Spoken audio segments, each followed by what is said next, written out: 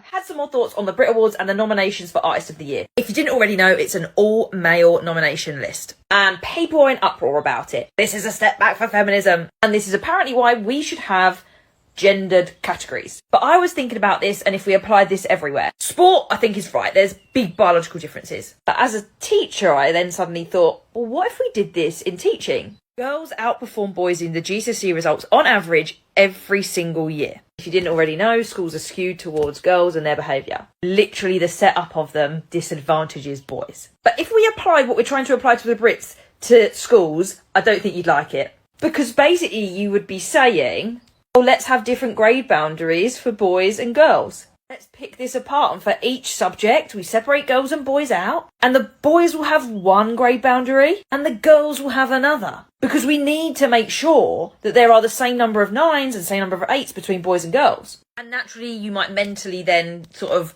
disadvantage boys further by doing that, actually. Because if people become aware of that, then mentally you're going to start going, well, a boy's 9 is not worth as much as a girl's 9, so then we start to accidentally disadvantage the boys anyway by doing that.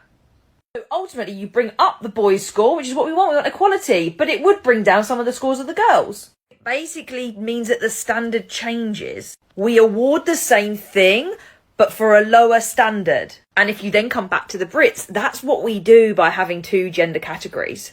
We are saying that we'll give you that award even though you haven't met that standard. And I just don't feel okay with that.